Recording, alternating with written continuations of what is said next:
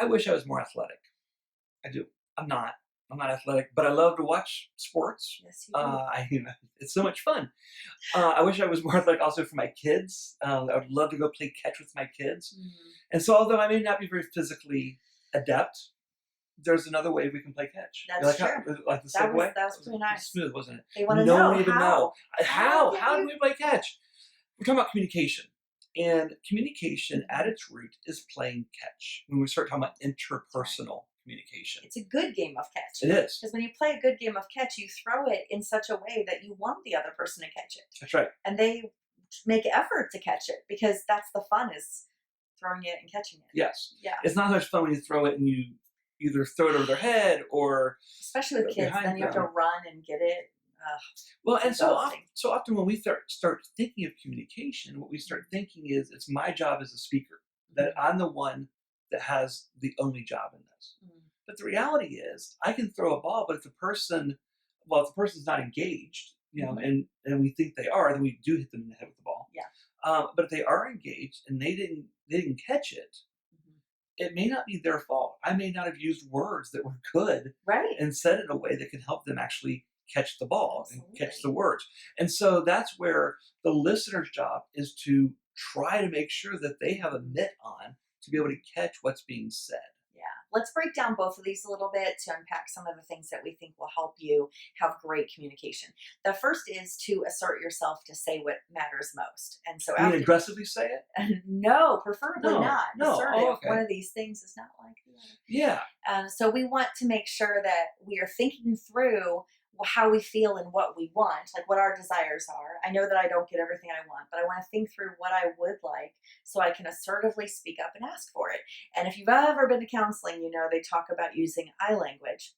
It's really helpful to say, I would like to make a budget for how much we're going to spend on birthdays this year, or on Christmas, or on vacation. And when I speak up and say, I would like this to happen, or I'd like us to do this together, this is me being assertive. Now, right. You're right. Some people are very aggressive naturally with their communication, and some people would rather just avoid it, like right. all day long.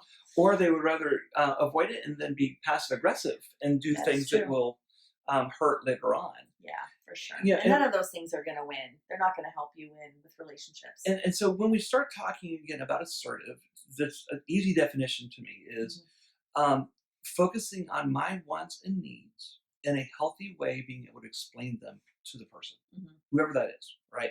And so when I start thinking about my needs, if I want a budget, okay, well, why do I want a budget? So it's not just I want a budget, right? But think through it. That's that whole processing of, well, why is this important to me? What am I feeling if I have a budget? What am I feeling if I don't have a budget? Yes.